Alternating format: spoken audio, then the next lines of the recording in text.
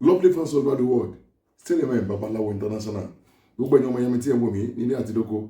Ẹjọ́ ojú òní ti gbogbo wa. Ìláyé wà ní dojú. Ayé òní pẹ́ kádàrá wa dà. Ayé òní pẹ́ kádàrá rẹ̀ dà tọmọtọmọ, tọkọtọkọ, tayataya. Iri àbùkún ló máa jẹ́ tiẹ̀ o. Ẹjọ́ gbogbo ẹ̀yin ọmọ yẹn mi tí ẹ wò mí. Mo bẹ̀ wá mo rọ̀ wá nílé àti lóko. Mo bẹ̀ wá ibi tó bá ti wò mí. Mo bẹ̀ ẹ́ mo rọ̀ ẹ́. Bá mi share fídíò, any fídíò tó bá ti rí bá mi share. Mo follow alẹ́ mà mo fi bẹ̀ ẹ́. Àdúrà gbà wá ní tiẹ̀ ṣe láyé. Àwọn kan béèrè lọ́wọ́ mi pé kí ló dé tí mo sí lórí page mi tẹ́lẹ̀ mo ní ẹ kó má bínú on restrict ẹni ìgbà tẹ́ pé ká máa report page yẹn torí pé mo kọ́ yín mo ràn yín lọ́wọ́ ẹ̀ tó report page mi. How can you be doing that? O mọ̀ pé ẹnikẹ́ni tó bá ti ń ṣèkà sọ́mọ́ alákejì ẹ̀ tí ẹ̀ náà kò ní dá.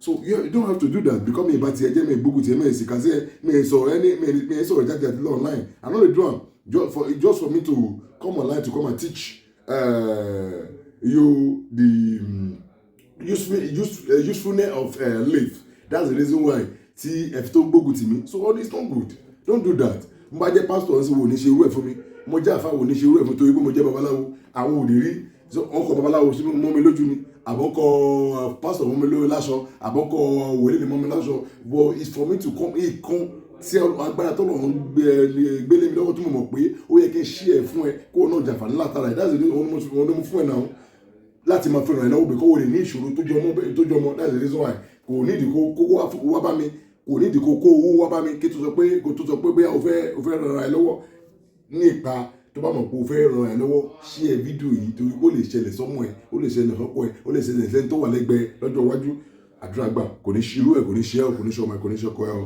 ẹjọ iṣẹ́ tí mo fẹ́ kó wà yìí ẹ jẹ́ ká lọ wá ìgbẹ́ ọmọ tó bá ń jalè àbí ó mu gbó àbí ó mu sìgá ẹ jẹ́ ká lọ wá ìgbẹ́ ọmọ yẹn tá bá ti wá ìgbẹ́ ọmọ yẹn tọ́mọ ẹ bá ti yàgbẹ́ sílẹ̀ sọ pé kó yàgbẹ́ sílẹ̀ tó bá yàgbẹ́ sílẹ̀ kó máa ṣe wàá gbé ìgbẹ́ yìí tó bá ti gbé ìgbẹ́ yìí kí ló máa ṣe tó bá ti gbé ìgbẹ́ yìí so bá ti wá gbé ìgbẹ́ yìí wàá gbé sínú ike tó bá mọ́ wàá sá gbẹ nínú oòrùn tó bá ti ṣe ó bá ti gbẹ kórókóró kí ló máa ṣe mo sọ lọ kókó náà wàá wá lọ bá gbọ́ ọkùnrin lọ́mọ yẹn ni wàá lọ pẹ̀lú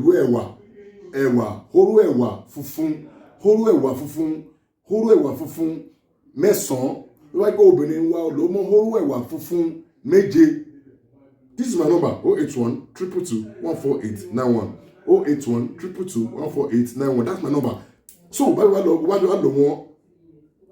wọ́n ọmọ ìyá mi kí ló máa ṣe wàá mísì wọn papọ̀ bá mísì wọn papọ̀ ọmọ ìyá mi dà sínú kíní wàá dà sínú kí wàá yẹ kó máa fi fọ́ ẹ̀kọ́ mu ẹ̀kọ́ ó lè jẹ́ ẹ̀kọ́ léwé ó lè jẹ́ ẹ̀kọ́ gbóná bíi like pap ó lè máa fi mu pap ó lè máa fi fọ́ ẹ̀kọ́ léwé mu ọmọ ìyá mi tested and confirmed iṣẹ́ confirm the work is very very confirmed lágbàá ìmọ̀ ọmọ oníjàlè ló bá bẹ̀ sí ń lò ó bá yẹ pé ẹni tó mu sìgá ni àbí tó mu gbó ẹ̀yin lọ igbó pẹ̀lú ẹ̀ lọ́wọ́ pé ẹni tó mu sìgá ni ẹ̀yin lọ sìgá pẹ̀lú ẹ̀ orú ẹ̀ lómi wà tó bá pé ẹni tó mu ọtí ó lè máa bu díẹ̀ sọ́wọ́ àmìlà àfọ̀tí lò so kíní ẹ̀ máa rùn sí ọtí ẹ̀ máa rùn sí sìgá ẹ̀ máa rùn sí ẹ̀ níjẹ́ kó mọ̀ ẹ̀ níṣẹ́ lójú ẹ̀ o èwo ẹ̀ ní ẹ̀ gbọ́dọ̀ ṣe lójú ẹ̀